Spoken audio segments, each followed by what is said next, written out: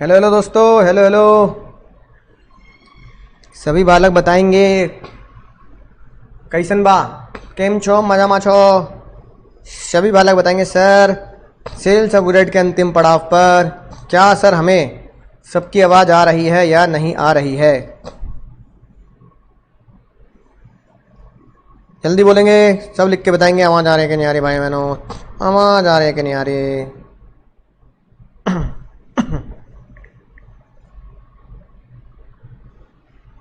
आ रही है आवाज़?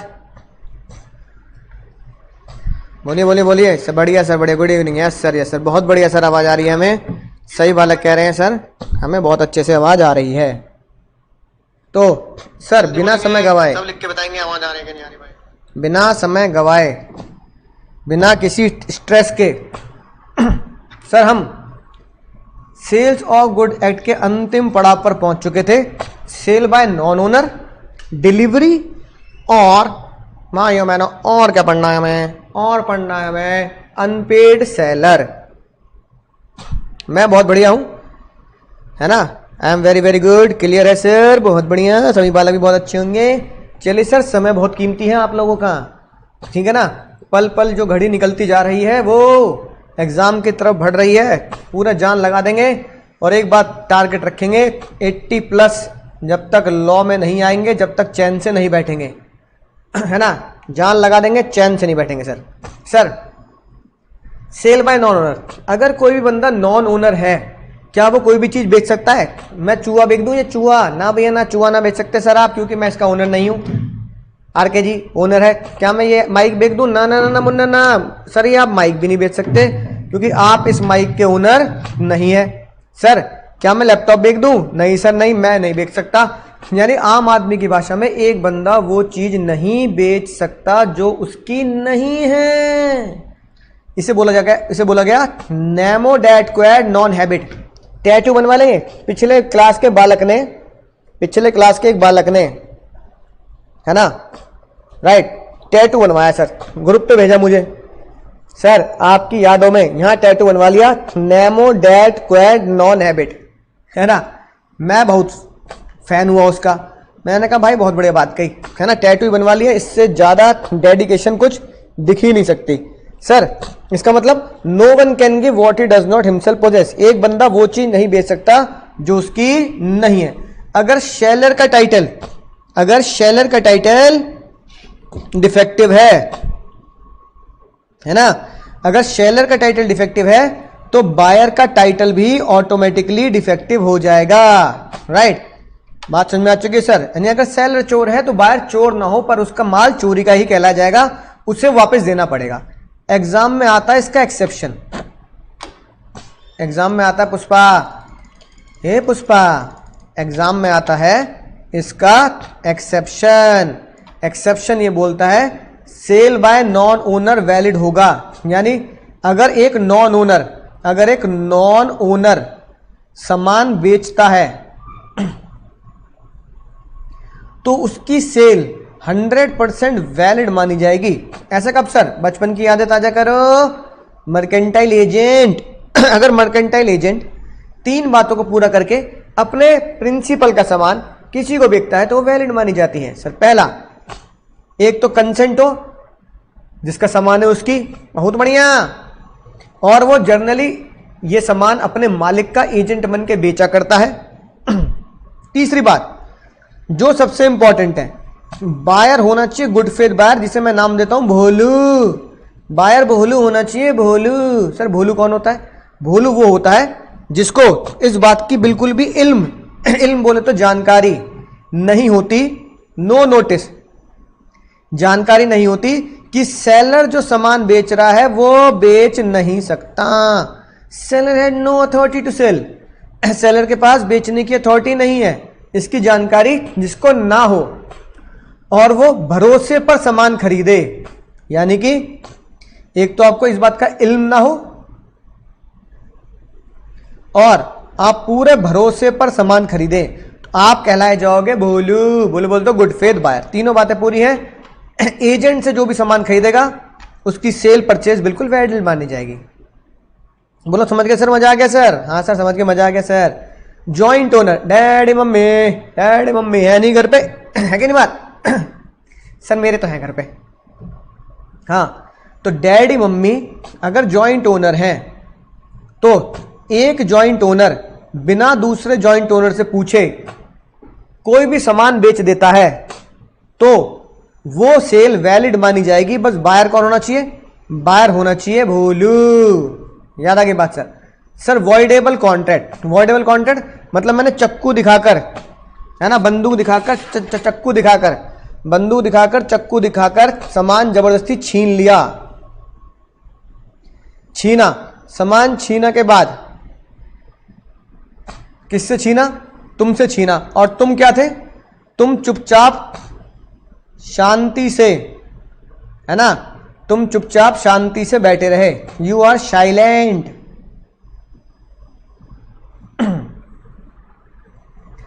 तुम चुपचाप शांति से बैठे रहे, ठीक है ना। और वो मैंने सामान किसी और को बेच दिया। अब मैंने वो सामान एक्स को बेच दिया। अब बताओ ओनर कौन? ओनर हो तुम। नॉन ओनर कौन?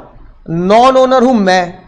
मैंने सामान एक्स को बेचा क्योंकि तुमने पुलिस में रिपोर्ट नहीं करी। तो जज साहब ने बोला नॉन ओनर के द्वारा ये सेल जो होगी ये वैलिड सेल मानी जाएगी क्योंकि तुमने उचित समय के अंदर अंदर कोर्ट में कार्रवाई या पुलिस स्टेशन क्यों नहीं गए, तो इसकी सेल वैलिड मानी जाएगी। सर याद आ गई बात। एक बंदे ने ऑलरेडी गुड सोल्ड कर दिया लेकिन उसके पास उसकी पोजीशन है और उसने लालच में किसी और को बेच दिया, तो मैं इसे बोलता हूं लालच। लालच मुन्ना, लालच। हाँ सर, क्या लालच हुआ सर? एक दुकानदार ने ऑलरेडी तुम्हें एक सामान बेच दिया। तुमने कहा भैया थोड़ी देर में आऊंगा, पैक करके रखियो। वो कह रहा ठीक है भैया पैक करके रखूंगा। पता लगा थोड़ी देर के बाद उसके पास एक ग्राहक आया, उसको उसने वो सामान और ऊंचे दाम पे बेच दिया, महंगा। तो ये दुकानदार कौन हुआ? ये दुकानदार हुआ जिसने ऑलरेडी तुम्हें गुड सोल्ड कर दिया और वो सामान अभी उसके पास ही रखा है क्योंकि तुमने कहा था पैकिंग करके शाम को लेके जाऊंगा, और उसने वो किसी और को बेच दिया। जो महंगे दाम में जिसको बेचा मिस्टर एक्स को, एक्स निकला गुड फेथ बायर, भोलू निकला, तो सामान एक्स का हो जाएगा। ओनर कौन? ओनर हो तुम। दुकानदार कौन हुआ? जो तुम्हें बेच चुका है, तो वो है नॉन ओनर। तो ये नॉन ओनर और एक्स के बीच की सेल वैलिड मानी जाएगी। वैलिड बोलो, समझ गए सर? मजा आ गया सर? अगली बात sir, sale by the buyer obtaining possession before the property in good vested to him, यानी कि इसको हम नाम देते हैं पूछ कर। ए मुन्ना, ए पूछियो रे, पूछ कर। पूछकर बेचना। किससे पूछकर बेचना? सेलर से, ओरिजिनल सेलर से, ट्रू सेलर से, ओरिजिनल सेलर से पूछकर बेचना। बेच दे ओएलएक्स की तरह। मैंने एक सामान खरीदा, चूहा, इसकी मैंने पेमेंट नहीं करी, पर इस चूहे का ग्राहक यही खड़ा, भैया चूहा मुझे बेच दो। तो मैं था रिटेलर, ओरिजिनल था होलसेलर, तुम थे इसके ग्राहक। मैंने पूछा भैया मेरा ग्राहक सामने खड़ा है बिल्कुल नजरों में, लेकिन मैंने तुम्हारे अभी तक पैसे नहीं दिए भैया, ग्राहक चला जाएगा, माल बिक रहा, बेच दूं? होलसेलर बहुत अच्छा इंसान था, उन्होंने कहा बेच दे भाई, तू बेच दे, बाद में दे दियो, बेच दे। तो बायर जिसने पोजीशन ले ली, अभी उसके पास गुड्स आए नहीं है, लेकिन उसको उसने पूछ कर बेच दिया, थर्ड पर्सन को बेच दिया। अब जो पूछ कर थर्ड पर्सन को बेचा है ना, बेचने वाला नॉन ओनर हो गया और ये सेल वैलिड मानी गई। बायर कौन होना चाहिए? भोलू। याद आ गई बात सर। एस्टोपल का बहुत बड़े केस। मैं तुम्हारी नजरों के सामने, नजर के सामने जिगर के पास, तुम्हारी नजरों के सामने मैं तुम्हारा बैग किसी और को बेच रहा हूं, तुम मुस्कुरा रहे हो। तो जज साहब ने कहा भाई तुम्हारी नजरों के सामने तुम्हारा सामान कोई और बेच रहा है, मैं तुम्हारा सामान तुम्हारी नजरों के सामने एक्स को सेल कर रहा हूं, तो मैं कौन हूं? Non owner. मैं कौन हूं? Non owner. और तुम्हारे सामने बेच रहा हूं तो ये सेल वैलिड मानी जाएगी, क्योंकि तुम मुझे स्टॉप नहीं कर रहे, तुम मुझे स्टॉप नहीं कर रहे, तो ये सेल वैलिड मानी जाएगी। इसे बोला एस्टोपल। समझ में आ गई ना बात? ठीक है सर। अनपेड सेलर अभी हम पढ़ेंगे। अनपेड सेलर भी वैलिड सेल कर सकता है, चाहे अनपेड सेलर ओनर ना हो। सर याद आ गई बात, है ना? और sale by the provision of other act, जैसे Shivaji the boss, Shivaji the boss में वकील साहब शिवाजी की प्रॉपर्टी ले गए, बेच सकते हैं, वो ओनर नहीं है। फाइंडर ऑफ गुड्स, उचित समय के बाद अगर ट्रू ओनर नहीं मिलता तो वो उस गुड्स को वैलिड सेल कर सकता है। बहुत सही बात सर, बहुत सही बात। ये वो सारे एग्जाम्पल हैं जो अपने नोट्स में हमने, केस स्टडीज हैं, केस लॉ, जो हमने अपने नोट्स में सेम डिस्कस किए थे, जो मैंने आपको ऊपर एग्जाम्पल के तौर पर बताए हैं। बहुत बढ़िया सर। डिलीवरी, डिलीवरी होती है 3 प्रकार की। क्या कोई शानदार बालक जिसके घुटने बहुत तेज चल रहे हों अपने घुटनों पे जोर देकर बताएगा 3 प्रकार की डिलीवरी कौन सी होती है sir? Sir actual delivery, actual delivery में माल सामान तुम्हारे हाथ में रखा जाता है। जय महेशमती, बाहुबली की तलवार बाहुबली के हाथ में रख दी गई, तो तलवार सच में हाथ में रखी है, महेशमती साम्राज्य, तो तलवार की हो गई है एक्चुअल डिलीवरी। लेकिन कुछ चीजें ऐसी होती हैं जिनकी एक्चुअल डिलीवरी पॉसिबल नहीं है, जैसे कार उठाकर हाथ में रख देना, तो उसके लिए चाबी, वो हो गई सिंबॉलिक। ठीक है, गोडाउन उठाकर हाथ में रख देना पॉसिबल नहीं है, इसलिए गोडाउन की चाबी।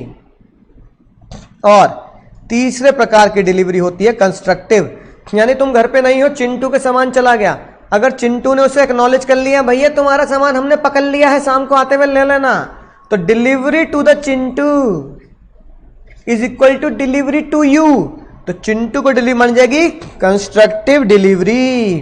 बहुत बढ़िया विक्ट्री। सर रूल्स क्या है? बहुत सिंपल।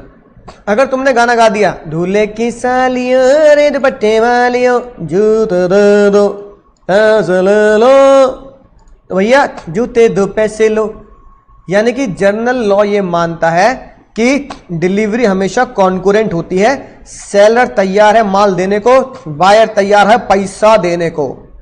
डिलीवरी का इफेक्ट क्या होता है कि बायर के पास अभी ओनरशिप नहीं आई है, बायर के पास पोजीशन आई है, पोजीशन। पार्ट डिलीवरी, जज साहब कहते हैं भाई कायदे में तो तुम्हें पार्ट डिलीवरी लेनी नहीं चाहिए, कोई तुम्हें आधा माल दे रहा हो, ले लोगे क्या? ना। अरे पिज्जा वाला आ रहा है, ना ना ना नहीं, पिज्जा आया नहीं। अरे पिज्जा वाला आ रहा है, पिज्जा के 6 पीस होने चाहिए उसमें, वो कह रहा है 4 अभी दूंगा, 2 कल लाऊंगा। अरे तो भैया 2 कल क्यों लाएगा तू? तो जज सामने का, लेकिन तुमने आधा पिज्जा पकड़ लिया तो माना जाएगा तुमने पूरा पिज्जा पकड़ लिया ना। समान हिस्से में कभी मत ले लेना, ठीक है ना? राइट। कौन अप्लाई करेगा? बायर। बायर फोन करेगा, माल किधर है? है ना? समझ में आ गई बात। प्लेस, प्लेस के बारे में क्या बातें लिखी है सर? ये हम कॉन्ट्रैक्ट में पढ़ चुके हैं। अगर प्लेस के बारे में कोई कॉन्ट्रैक्ट नहीं है तो सामान कहां डिलीवर होगा? जहां उसका कॉन्ट्रैक्ट किया गया है, यानी दुकान पर। दुकान पर रे पुष्पा, दुकान पर। अगर एग्रीमेंट टू सेल है कि फ्यूचर में बेचेंगे, तो कहां डिलीवर होगा? जहां एग्रीमेंट हुआ है, जहां एग्रीमेंट हुआ है। और अगर गुड्स बना ही नहीं है, अभी बनेगा, तो कहां डिलीवर होगा माल? जहां वो बनेगा। टाइम की क्या होगी सर? रीजनेबल। अब रात को 12 बजे 1 बजे थोड़ा, हेलो रात के 1 बज रहे, पानी लेता आइयो, प्यास लग रही है। अरे भैया रात को 1 बजे थोड़ी आ जाएगा अमेजॉन वाला। गुड्स थर्ड पार्टी के पास है, थर्ड पार्टी कौन होगी? अभी पढ़ा हमने, चिंटू। चिंटू क्या करना पड़ेगा? एक्नॉलेज करना पड़ेगा। टाइम ऑफ डिलीवरी, अगर तुम्हारे बिजनेस आवर में आया तो रीजनेबल टाइम होना चाहिए, शाम 6, 7, 8 बजे तक। ये बच्चा एग्जाम में गलती करता है। बच्चे से पूछा जाए डिलीवरी का आने जाने का भाड़ा कौन देगा, बच्चा लिखता है भाड़ा देगा बायर, गलत बात। लॉ में लिखा है भाड़ा देगा सेलर, सेलर। तो एग्जाम में गलती मत कर देना रे पुष्पा। अगली बात सर, गलत क्वांटिटी। सुनेंगे ध्यान से। तुमने मंगाए समोसे, भैया ए भैया भैया 20 समोसे ले आओ। तुमने 20 समोसे मंगा लिए, वो 15 समोसे लाया, कह रहा भैया 5 नहीं ला पाया। क्या करोगे सर? Less quantity, simple. क्या करोगे? या तो 15 एक्सेप्ट करके पेमेंट दे देना या सबको रिजेक्ट कर देना, कह देना वापस ले जा भाई, हमारा झगड़ा हो जाता है, यहाँ पापड़ी आलू पे लड़ाई हो जाती है कि चटनी मीठी वाली मैं लूंगा, समोसे की पापड़ी मैं खाऊंगा, आलू तू खाएगा, तू समोसे कम लाया। वो लिया है 25 समोसे।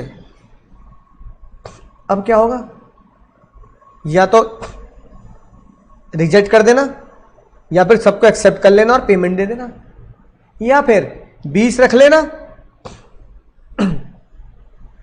है ना, 5 वापस लौटा देना। अगर वो लिया आया, तीसरी कहानी, क्या लिया आया? अगर वो लिया आया 15 समोसे 5 ब्रेड पकौड़े, फिर क्या करोगे? या तो ये रख लो, ये रिजेक्ट कर दो, या फिर इसको पकड़ के इसके पैसे दे दो, या फिर पूरा का पूरा रिजेक्ट कर दो। 15 समोसों में ब्रेड पकौड़े हो गए डिफरेंट डिस्क्रिप्शन, एक्सेप्ट, रिजेक्ट या रिजेक्ट द होल। मिक्सिंग, अगर वो खराब समोसे ले आया, पता लगा कल के तल लाया, भाई ये तो गोल्डन है, ये इतने भयंकर काले क्यों हो रहे हैं, खराब समोसे ले आया, तो क्या करोगे सर? रिजेक्ट कर सकते हो है ना, या फिर खराब को रिजेक्ट करके बाकी रख लेना, या बाकी सारे रिजेक्ट कर देना, मर्जी तुम्हारी। इसे बोलते हैं रॉन्ग क्वांटिटी। इंस्टॉलमेंट, जज सामने का भैया जब तक इंस्टॉलमेंट का कॉन्ट्रैक्ट ना हो तब तक इंस्टॉलमेंट पे चीजें मत रखना। अगली बात, अगर तुमने ट्रक वाले को मैं निकला गड्डी लेकर रास्ते में उस सड़क पर एक मोड़ आया, तो भैया जैसे तुमने सनी देओल को माल दे दिया, माना जाएगा तुमने बायर को माल दे दिया ठीक है सर। अगर गुड रास्ते में खराब हो गया तो क्या होगा? तो जज साहब ने 2 बातें बोली। क्या बातें बोली? अगर गुड रास्ते में खराब हुआ है, अगर नॉर्मल लॉस है तो नॉर्मल लॉस तो भैया सेलर ही झेलता है, बायर नहीं झेलता। अगर एबनॉर्मल लॉस है तो इंश्योरेंस देखेंगे, इंश्योरेंस होगा तो भैया इंश्योरेंस वाले झेल लेंगे, इंश्योरेंस नहीं होगा तो फिर भैया बायर सेलर आपस में है ना झगड़ा करेंगे, राइट। तो नेसेसरी इंसिडेंटल वाली बात जो होती है यानी नॉर्मल है तो बायर झेलता है, चाहे वो सेलर के रिस्क पर हो, ठीक है, राइट। तो इंश्योरेंस कंपनी झेलती है अगर रास्ते में गुड खराब होता है। आखिरी में आपका अधिकार है क्या? जागो ग्राहक जागो, चेक करने का, ठीक है भैया। Sir duty and liability of the buyer, फिर सबसे इंपॉर्टेंट टॉपिक पढ़ेंगे आज का। ओ भाई, ओ भैया, ओ समझ रहे बात है ना, इधर ध्यान दे दो, ज्यादा बतियाओगे तो मैं ब्लॉक कर दूंगा। पढ़ नहीं रहे भाई? सर ध्यान से देखेंगे, अगर बायर ने कहा मैं गुड्स नहीं ले रहा, क्या बायर गुड्स को एक्सेप्ट करने से मना कर सकता है? हाँ सर कर सकता है। अमेजोन से सामान आया, फ्लिपकार्ट से सामान आया, तुमने देखा, पहना, मजा नहीं आया, फिटिंग नहीं आई, तुमने कहा रिटर्न, रिटर्न, ऋतिक रोशन के डांस कर दिया, टिडिंग टिडिंग टिंग टिडिंग टिडिंग, रिटर्न मार दिया भैया, तुमने रिटर्न मार दिया, डांस करते हुए रिटर्न मार दिया। जज साहब कह रहे रिटर्न कर दो, हमने कब मना किया है ना, लेकिन भैया तहजीब से रिटर्न करना, और बायर की ड्यूटी बनती है सेलर को इन्फॉर्म कर दे कि भाई मैं तेरा माल रिटर्न कर रहा हूं। तो हम जब ऐप पे डालते हैं सेलर को इन्फॉर्मेशन पहुंच जाती है। अगर अगली बात, सेलर कह रहा है कि मैं तेरा सामान तैयार करके रख चुका हूं, ले ले ले ले ले ले ले ले, ठीक है ना, और रिक्वेस्ट कर रहा है बायर को ले ले ले ले ले ले, है कि नहीं बात। लेकिन बायर नहीं ले रहा सामान रिक्वेस्ट करने के बाद भी, अब क्या होगा सर? बायर जिम्मेदार होगा जो भी लॉस सेलर को हुआ है, सेलर ने 1000 लड्डू बना लिए तुम्हारे नाम पे कि तुम्हारा विवाह है, और तुम कह रहे हो मैं तो ना ले रहा लड्डू, लड्डू वाली ना रही, वही छोड़ के चली गई, तो भैया इसमें हलवाई की गलती है क्या? हलवाई गलती है? नहीं, आपको लॉज हिलना पड़ेगा, और जितनी देर वो उसकी केयर के लिए अपने गोडाउन में अपनी है ना दुकान पे रख रहा है, उसका पैसा भी तुम्हें देना पड़ेगा। समझ आ गई बात sir? Unpaid seller most important and most expected topic रे ए Pushpa, most expected topic. Sir unpaid seller कौन होता है? सर अनपेड सेलर जिसका 1 रुपया भी बाकी है, 1 पैसा, 1 रुपया 1 पैसा भी अभी बाकी है, वो होता अनपेड सेलर। ये किसकी नजर से पढ़ रहे हैं सर? ये टॉपिक पढ़ेंगे सेलर की नजरों से, नजर के सामने जिगर के पास, सेलर की नजरों से। सेलर कह रहा है भाई 1 रुपया बाकी है अभी, तो सेलर अनपेड है। सेलर को तुमने चेक दे दिया, चेक हो गया डिसऑनर, सेलर अनपेड है ना। स्मॉल पोर्शन 1 रुपया। अगली बात, कुछ पैसा गुड्स का है, कुछ पैसा रिक्शे के भाड़े का है, भाड़ा। अगर गुड्स का पैसा पे हो चुका है और भाड़े का पैसा बचा है, तो sales of goods other expense पे नहीं लगता, गुड्स पे लगता है। सेलर को हम पेड बोलेंगे, अनपेड नहीं बोलेंगे, पेड बोलेंगे, पेड बोलेंगे भैया, ठीक है। अगली बात जो बहुत इंपॉर्टेंट है, एग्जाम के लिए बहुत इंपॉर्टेंट है, बहुत ज्यादा इंपॉर्टेंट। क्या सर? उधारी में बेचा रे माल। ए पुष्पा, माल बेचो है उधारी पे। ये मैं हूं, ये मान लो शेलर है, शेलर ने बायर को, ये Billu the buyer, Billu buyer को माल बेचा उधार पर, क्रेडिट पीरियड 1 मंथ। ये बताओ जब क्रेडिट पीरियड 1 मंथ बेचा, question number 1, seller is paid और अनपेड? बालक कह रहे हैं सर माल बेच दिया है, ये 1 जून को बेचा था, क्रेडिट पीरियड 1 महीने का खत्म होगा और अगली डेट आएगी 1 जुलाई। 1 जून को सेलर पेड है या अनपेड है? बालक कहेंगे माल बेचा जा चुका है, सेलर अनपेड है, क्योंकि अभी तक पैसा नहीं आया है। राइट, बिल्कुल गलत जवाब। लगा लो काटे भैया। पेड अनपेड का फैसला 1 जुलाई को होगा, जब पैसा ड्यू होगा। जब पैसा ड्यू होगा तब पेड अनपेड का फैसला होगा, जब पैसा ड्यू होगा पेड अनपेड का फैसला तब होगा। अभी क्या नहीं है सर? अभी ना ही वो पेड है ना ही अनपेड है, कछु नहीं, नाइदर पेड नॉर अनपेड, कछु नहीं, ठीक है sir. Neither paid nor unpaid. Question number 2, sir 1 जुलाई को क्या होगा? 1 जुलाई को क्या होगा? 1 जुलाई को अगर पैसा आया, 1 जुलाई को अगर पैसा आया तो पेड। 1 जुलाई को पैसा नहीं मिला, पैसा नहीं मिला तो अनपेड। बहुत बढ़िया बात, मजा आ गया सर। क्वेश्चन नंबर 3, क्या ऐसा पॉसिबल है, क्या ऐसा पॉसिबल है कि क्रेडिट पीरियड के दौरान ड्यूरिंग 1 मंथ यानी कि बिफोर 1 जुलाई सेलर अनपेड हो सकता है क्या? तो आप बोलोगे यस, सेलर अनपेड हो सकता है इफ बायर 1 जुलाई से पहले इंसॉल्वेंट हो जाए। बायर 1 जुलाई से पहले इंसॉल्वेंट हो जाए, तभी। ये इंपॉर्टेंट है एग्जाम के लिए, ठीक है सर।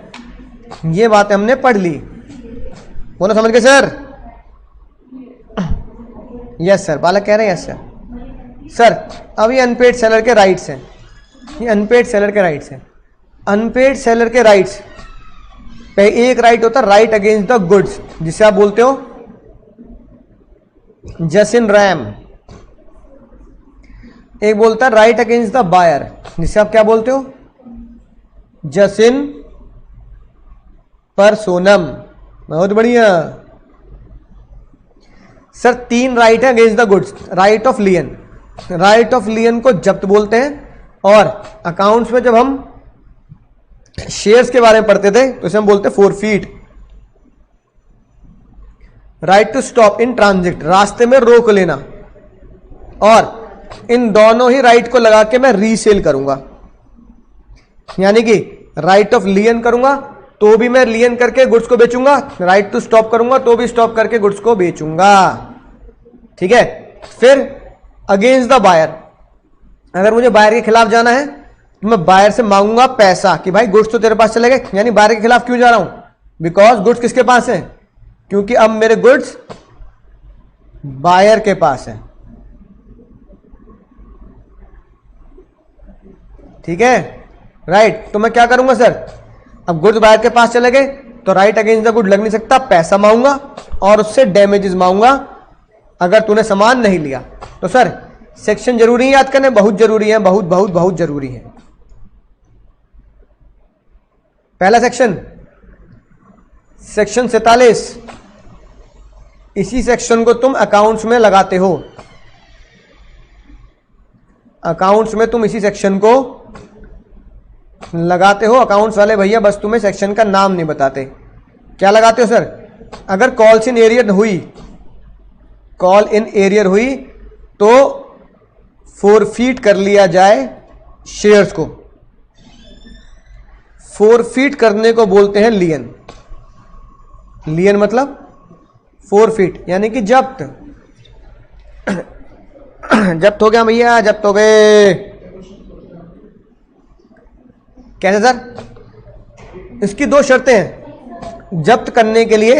एक तो गुड्स मेरे पास होने चाहिए, नजर के सामने, जिगर के पास। और आप गुड्स को जब तक जब्त करेंगे जब तक पैसा ना मिल जाए। पैसा मिल गया तो गुड्स को छोड़ दो, दे दो भैया सामने वाले को। ठीक है, यही बात ये लिखी सर। राइट ऑफ लियन कब लगाऊंगा? जब मैंने विदाउट क्रेडिट, यानी विदाउट क्रेडिट मतलब कैश सेल्स की हो। कैश सेल्स की, पैसा नहीं आया, जब्त कर लो।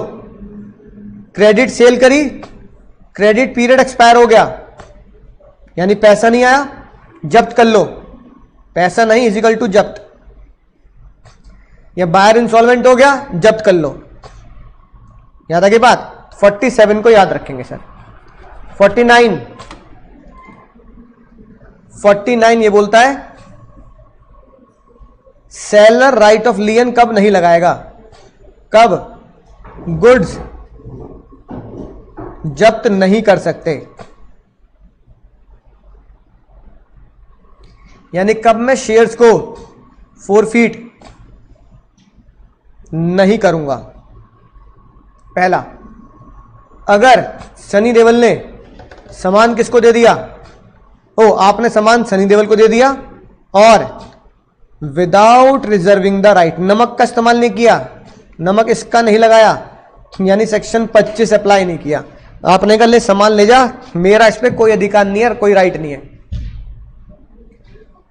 अब तो सामान उसके पास चला गया, ट्रक ड्राइवर के पास, तो अब तुम सामान को जब्त नहीं कर सकते। जब्त करने के लिए सामान मेरी मुट्ठी में होना चाहिए।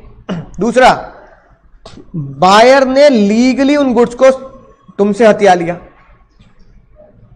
नोटिस लिया वो कोर्ट से, गुड्स निकाल देना पड़ेगा, जब्त नहीं कर सकते। तुम निकले बहुत बड़े दिलदार। बड़ा दिल किसका होता है? बड़े दिल वालों का। तुमने कहा जा सिमरन जा, जी ले अपनी जिंदगी। तुमने सामान किसको दे दिया? अपने बायर को दे दिया, बिना पैसा लिए। क्या कर सकते? बड़ा दिल है भाई, बड़ा दिल है ना। बायर ने या फिर बायर ने सेल कर दिया गुड्स तुमसे पूछकर, कि भाई मैंने तेरे पैसे नहीं दिए फिर भी मैं आगे माल बेचना चाहता हूं, बेच दूं। तुमने कहा बेच दे भाई, बेच दे, बेच दिया तुमने। अब राइट ऑफ लियन सेलर नहीं लगा सकता। सही बात सर। 47 हो गया। 47 याद रखना है, 50 भी याद रखना है। 50 हाफ सेंचुरी। स्टॉपेज ट्रांजिट, रास्ते में ट्रक को रोक देना। तो बताओ रास्ते में ट्रक को रोक के क्या करूंगा सर? रास्ते में ट्रक को रोककर सामान वापस मंगाऊंगा। वापस मंगाने को बोलते हैं रीगेन। ट्रक को रोको, वापस मंगाओ, वापस मंगा के रीसेल करो। 3 पड़ाव। इन तीनों काम करने के लिए क्या होना चाहिए? Seller unpaid, goods must have parted, यानी कि गुड्स किसके पास हो? ट्रक में हो। और ट्रक कहां पे हो? रास्ते में हो। सबसे डेंजर बात, रास्ते में ऐसा क्या हो गया जो ट्रक वाले को वापस आना पड़ा? रास्ते में बायर इंसॉल्वेंट हो चुका हो। रास्ते में बायर इंसॉल्वेंट हो चुका हो। Right sir. 51 क्या बोलता है? राइट टू स्टॉपेज कब नहीं लगेगा? राइट टू स्टॉपेज कब नहीं लग सकता? यानी कब मैं ट्रक वाले सनी देओल को वापस नहीं बुला सकता?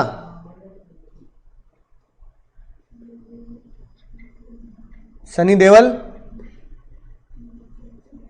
वापस नहीं आएगा, यानी कि वो सामान बायर को दे के ही आएगा। जब सनी देओल से बायर ने डिलीवरी सामान की ले ली हो रास्ते में ही कहीं, और सनी देओल ने कहते भैया तेरे सामान ले जा भाई, अब उसे रोकने का फायदा नहीं है। या फिर गुड्स पहुंच चुके हो फाइनल डेस्टिनेशन, पिक्चर की तरह फाइनल डेस्टिनेशन पर, राइट। या फिर सनी देओल ने बोल दिया भाई ये सामान मैंने तेरा होल्ड कर रखा है तेरे बिहाफ पर, है ना। ये एक out of the league question है कि अगर सेलर ने सामान दे दिया, बायर ने मना कर दिया कि मैं ले ही नहीं रहा, तो गुड्स अभी भी, सनी देओल अभी भी कहां माना जाएगा? गुड्स इन ट्रांजिट माना जाएगा। तो गुड्स अभी भी ट्रांजिट में है, जब तक दोनों लड़ झगड़ के केस सुलझाएंगे गुड ट्रांजिट में रहेगा। ठीक है। अगर शिप से आ रहा है, अगर गुड्स आ रहा है टाइटैनिक से, डी ऐसे करते हुए अगर टाइटैनिक से आ रहा है, तो भैया टाइटैनिक का जो चालक होगा, जिससे आप बोलते हैं शिप का मास्टर, उससे 2 सवाल करने हैं। पहला सवाल करना है भाई तुझे किसने भेजा? अगर वो कह रहा है मुझे किसी ने भेजा, भैया शिप मेरा है, मैं तो सामान लाता हूं ढोता हूं, तो गुड्स अभी ट्रांजिट में है। अगर शिप के चालक ने बोला कि भैया मैं तो एजेंट की तरफ से आया हूं, उसने भेजा है शिप, तो फिर गुड्स इन ट्रांजिट नहीं माना जाएगा, तब माना जाएगा चालक इज इक्वल टू बायर। इस केस में चालक इज इक्वल टू बायर। अगर सनी देओल ने गलती से मना कर दिया है गुड्स देने से, है ना, तुमने कहा इस आदमी को दियो आधार कार्ड की फोटो, तुम्हारी आधार कार्ड की फोटो में तुम्हारे घर वाले तुम्हें जी नहीं पहचान रहे, तो भैया बायर कैसे पहचानेगा, सनी देओल कैसे पहचानेगा? फिर उन्होंने कहा ना ना तू तो ऐसा ही लग रहा, तू तो नहीं लग रहा ऐसा, तो माना जाएगा कि गुड्स बायर को ही मिलेगा, आप सामान को वापस नहीं बुला सकते कि वापस लिया वापस लिया। अरे वापस क्यों लिया भाई? सेलर बायर अपनी जगह ठीक है, ट्रक ड्राइवर की गलती है। अगर पार्ट डिलीवरी हुई है, हमने ऊपर पढ़ा पार्ट डिलीवरी नहीं लेनी चाहिए, है ना। और अगर पार्ट डिलीवरी हो चुकी है बायर को और बाकी गुड्स रिमेनिंग है, तो आप चाहो तो रिमेनिंग गुड्स पर स्टॉपेज इन ट्रांजिट लगा सकते हो, अगर बायर इंसॉल्वेंट हो गया होगा तो, इंसॉल्वेंसी के केस में, ठीक है। और अगर सब सेल कर दी है पूछ कर, तो फिर भैया तुमसे पूछकर अगर बायर बेच रहा है तो फिर तुम स्टॉपेज इन ट्रांजिट नहीं लगा सकते, क्योंकि उसने तुमसे आज्ञा ले ली है। स्टॉप कैसे रखना है? या तो नोटिस दे देना या खुद ही दौड़ते हुए पहुंच जाना। सनी देओल की क्या ड्यूटी है कि वो तुमसे सामान लेगा, रास्ते में स्टॉप करेगा तो तुम्हें रीडिलीवर कर दे। ठीक है सर, समझ गए सर। अब इफेक्ट ऑफ सबसेल और प्लेज, इसको कैसे याद करेंगे सर? एक छोटे से सर कैसे इसको याद करते हैं सर? यह है सेलर, यह है चालू बायर, है ना। अभी अमाउंट तुमने इसको सेल कर दी, चालू बायर का पैसा पेंडिंग है, पैसा पेंडिंग है, पेंडिंग है भैया, पैसा पेंडिंग है। अब चालू बायर ने भोलू सब बायर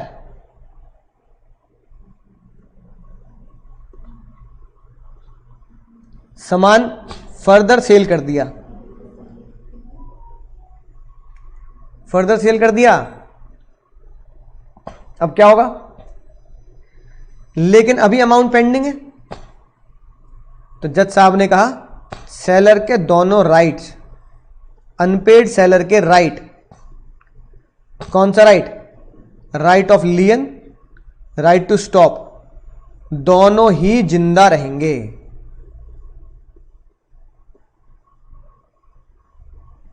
क्योंकि इसमें अनपेड सेलर का पैसा अभी बचा है और अनपेड सेलर की कोई भी गलती नहीं है, तो दोनों राइट जिंदा रहेंगे। राइट, यानी right of unpaid seller exist even if further sale by the seller. बात समझ में आई? फिर इसका एक्सेप्शन बना, ये हो गया लेवल 1। अब पढ़ते हैं सर लेवल 2। लेवल 2 का मतलब अनपेड सेलर के rights, right of unpaid seller दोनों खत्म, खल्लास, जिंदा नहीं रहेंगे, खत्म मान लिए जाएंगे। कब? सोचो कब? पहला सर, जब भोलू सब बायर सच में भोलू हो, जब भोलू सच में भोलू हो, यानी कि सब buyer is good faith buyer. तो तुम अनपेड सेलर होते हुए भी, यहां तुम्हारा नाम लिख देता हूं, तुम अनपेड सेलर होते हुए भी अपना राइट नहीं लगा सकते। तुम्हें यह सामान, लियन भी नहीं लगाओगे, स्टॉप नहीं लगाओगे, तुम्हें यह सामान अनपेड होते हुए भी सामान देना पड़ेगा, अनपेड होते हुए भी गुड्स देने पड़ेंगे, गुड्स देने पड़ेंगे। ये लिखिए बात सर। उम्मीद है एसआर के बात समझ में आ गई होगी। पहला लेवल 1 अनपेड सेलर के राइट जिंदा रहेंगे, लेवल 2 अनपेड सेलर के राइट खत्म हो जाएंगे अगर सब बायर भोलू निकला। ये रही बात, है ना। या फिर तुमने दूसरी बात भी चलो लिख देता हूं, या फिर तुमने अपनी मर्जी से उसे आगे दे दी, या फिर तुमने you allow such sale to Bholu, या फिर तुमने खुद ही अलाउ कर दिया कि चल कोई बात नहीं, पैसे से आते रहेंगे, चालू बायर तू इस सब सेल को अंजाम दे दे, कोई गलती नहीं है। तुमने इस सेल को, तुमने इस सब सेल को अलाउ किया है, तुमने अलाउ किया है। तुम कौन हो? Unpaid seller. तो ये डायग्राम पॉज करके आप बना सकते हैं। ये बात लिखिए सर, तुमने खुद अपनी सहमति दे दी या फिर भोलू सच में भोलू निकला। समझ गए सर। अब रीसेल, चाहे तुमने लियन लगाया हो, चाहे तुमने स्टॉप इन ट्रांजिट किया हो, दोनों ही काम करके तुम करोगे क्या? दोनों ही काम करके हम गुड्स को रीसेल करेंगे। अब क्या बात सामने आई? गुड्स अगर पेरिशेबल नेचर का है तो कोई इंफॉर्मेशन मत देना बायर को, बिना उससे पूछे बेच देना।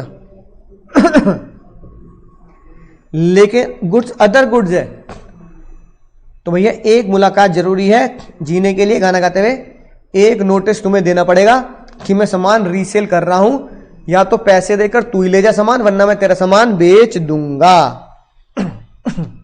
ठीक है सर, समझा की बात? नोटिस दे देंगे सर। ठीक है सर, सीपी माइनस एमपी होगा। कॉन्ट्रैक्ट प्राइस था 100 रुपए, बायर ने धोखा दिया, तुमने उसे रीसेल कर दिया, रीसेल प्राइस निकला 90, तुम्हें लॉस है, you are in 10 rupees loss. Loss कौन झेलेगा? लॉस कौन झेलेगा?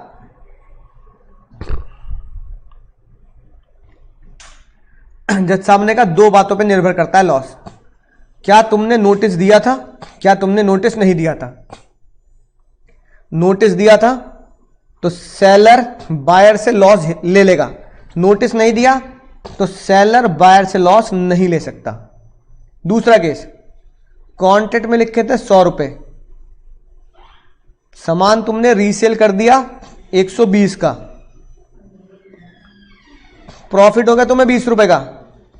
इसका क्या होगा? अगर तुमने नोटिस दिया है ना, तो original buyer right to recover the profit on resale. ठीक है, क्या होगा सर? अवेलेबल नहीं होगा। अगर विदाउट नोटिस भेजा है, ठीक है, तो वो भैया बायर तुमसे प्रॉफिट छीन लेगा। नोटिस नहीं दिया तो बायर तुमसे प्रॉफिट नहीं मांग सकता। न्यू बायर को कह रहा है मुझे तुमसे झगड़े का, तुम्हारे झगड़े का मुझे कोई लेना देना नहीं है। न्यू बायर बोलू, है ना, उसको तुमने गुड्स बेच दिए, भैया वो गुड्स उसके ही होंगे दोनों केसेस में। समझ आगे बात? तो ये लॉ है सर, रीसेल पे लॉस और रीसेल के प्रॉफिट के ऊपर। सर ये आया क्वेश्चन जो बहुत बच्चों ने एग्जाम में गलत किया, नवंबर 2022 में ये क्वेश्चन आया।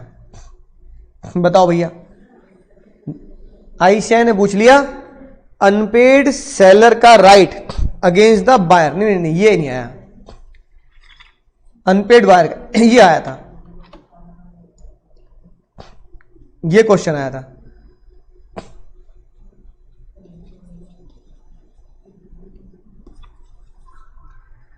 अनपेड सेलर का राइट नहीं पूछा, बायर का राइट पूछा, बायर का राइट। बच्चे ने गलती से क्या लिखा? पूछा था बायर का राइट बताओ, बच्चा गलती से सेलर के राइट लिखाया, बच्चा अनपेड सेलर के राइट लिखाया बायर के खिलाफ। क्वेश्चन क्या आया था एग्जाम में? क्वेश्चन था बायर का राइट अगेंस्ट सेलर, बच्चा लिख के आ गया अनपेड सेलर का राइट अगेंस्ट बायर। तो क्वेश्चन को ध्यान से पढ़ेंगे, तो एग्जाम में क्वेश्चन बहुत ज्यादा ध्यान से पढ़ें। यहां है सर, अनपेड सेलर का राइट अगेंस्ट द बायर।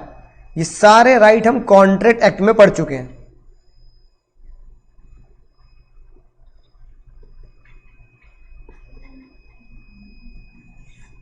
कैसे? स्यू फॉर द प्राइस, भैया पैसा नहीं दिया, पैसा निकाल। अगर वो कह रहा है मैं तेरा सामान एक्सेप्ट नहीं कर रहा, स्यू फॉर नॉन एक्सेप्टेंस, भाई मैं 1000 किलो लड्डू किसे बेचूंगा? एक्सेप्ट कर। बिफोर ड्यू डेट यानी एंटीसिपेटरी ब्रीच,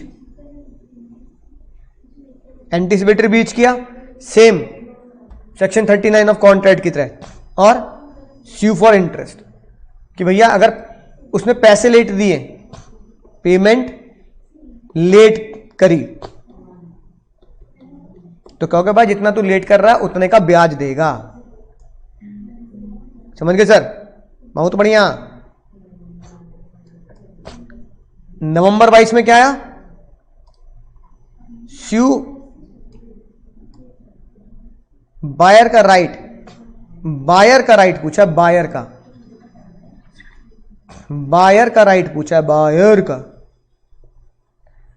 सेलर का नहीं, बायर का। बायर का क्या राइट है? अगर सामान टाइम पे डिलीवर नहीं हुआ, वही अमेजोन वाले,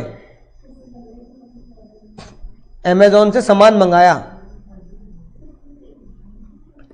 तो तुम बायर हो, तुम्हारा क्या राइट है?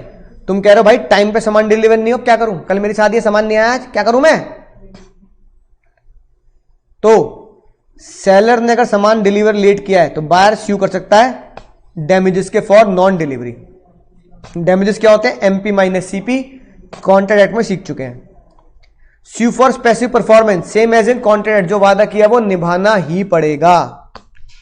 ब्रीच ऑफ वारंटी है ना, राइट? क्या करोगे सर? अगर ब्रीच ऑफ कंडीशन को आपने ब्रीच ऑफ वारंटी माना है तो सेम आप डैमेजेस क्लेम करना, गुड्स रिजेक्ट नहीं कर सकते। अगली बात सर, अगर कॉन्ट्रैक्ट कैंसिल किया सेलर के द्वारा, यानी कि एंटीसिपेटरी ब्रीच, तो कॉन्ट्रैक्ट एक्ट वाले लॉ लगेंगे सर।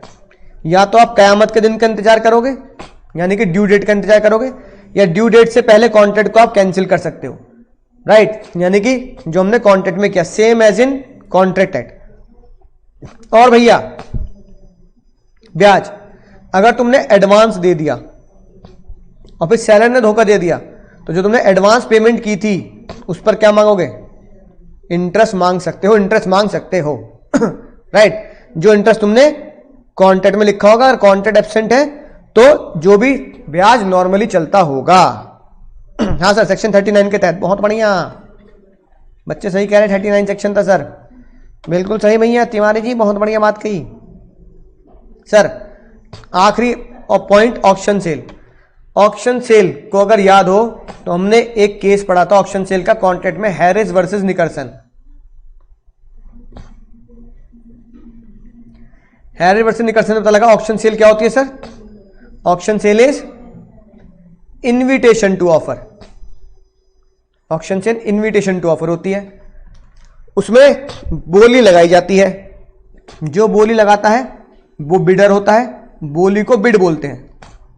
याद आ गई बात? हाँ सर। सबसे पहली बात, अगर बहुत सारा सामान रखा है, हर एक लॉट की बोली अलग होगी। Each lot has own bid. Conclude कब होगी सेल? हथौड़ा गिरने पर, कोई और मैनर, जैसे आईपीएल में बैनर उठा, आईपीएल में बैनर है ना, क्या बिडर तीसरा हथौड़ा मारने से पहले अपनी बिड को कैंसिल कर सकता है? यस। बिडर में रिटेक्ट, वो कह रहा भैया मैं नहीं ले रहा, गलती होगी भैया, गलती होगी। जिसका सामान है, अगर मैं अपने सामान पर खुद बोली लगाना चाहूं, अपने गुड्स पर मैं खुद बिड करना चाहता हूं, क्या मैं ऐसा कर सकता हूं? आंसर दो, क्या मैं ऐसा कर सकता हूं? जी हाँ सर, सही बालक बिल्कुल सही कह रहे हैं, कर सकता हूं। लेकिन ऐसा करने के लिए मुझे वकील को लिखवाना पड़ेगा, ऑक्शनर को, कि मैं खुद भी अपने सामान पे बोली लगाऊंगा। अगर मैंने ये नहीं लिखवाया तो फिर मैं अपने सामान पर बोली नहीं लगा सकता। बोली किस प्राइस शुरू होगी? मतलब आईपीएल में विराट कोहली की बोली लगाई जा रही है, तो विराट कोहली की बोली 1 रुपए शुरू कर दोगे, विराट कोहली 1.5 रुपया, अब जा 11 रुपए, विराट कोहली 101 रुपया। अरे भैया ऐसे तो कई दिन तक ऑक्शन चलता रहेगा आईपीएल का। विराट कोहली कह रहा भाई कुछ तो इज्जत रख लो मेरी। तो एक रिजर्व प्राइस होता है, बेस प्राइस, तो उस बेस प्राइस पर ही ऑक्शन शुरू होगा कि भैया जैसे विराट कोहली का बेस प्राइस 2 करोड़, 2 करोड़ से ऊपर ऑक्शन लगाओ, तो बेस प्राइस से शुरू होगा। प्रिटेंडेड बिडिंग, अगर किसी ने बोली बढ़ा बढ़ाकर गुड्स के दाम बढ़ा दे, गुड्स के दाम इंक्रीज करने चाहे, और ये बात पता लग गया कि भैया ये तो जानबूझकर गुड्स के दाम बढ़ाए गए हैं, फेक बोली लगाकर, फेक हाई बोली लगाकर, कि भैया ये तो खरीदेगा ही, तो जिसने सामान खरीदा उसके लिए कॉन्ट्रैक्ट वॉइडेबल होगा। जिसने सामान बाय किया उस बंदे के लिए वो कॉन्ट्रैक्ट बोली का वॉइडेबल होगा। उम्मीद दोस्तों बात समझ में आ चुकी होगी सर। अगर लग रहा है जीवन मुश्किल हो रहा है, if you are going to hell, तो चलते रहो। इस महीने के एंड तक तुम्हें सफलता जरूर मिलेगी, क्योंकि यही सिक्के के दो पहलू हैं। हमेशा ही असफलता नहीं रहती, सिक्के के दो पहलू हैं। एक दिन हेड आया है तो दूसरे दिन टेल्स भी आएगा। बस मेहनत करते रहो। असफलता का पहलू सफलता में जरूर बदलेगा। असफलता का पहलू सफलता में जरूर बदलेगा और इसी अटेम्प्ट में बदलेगा, और इसी अटेम्प्ट में आप सीए इंटर में प्रवेश करेंगे।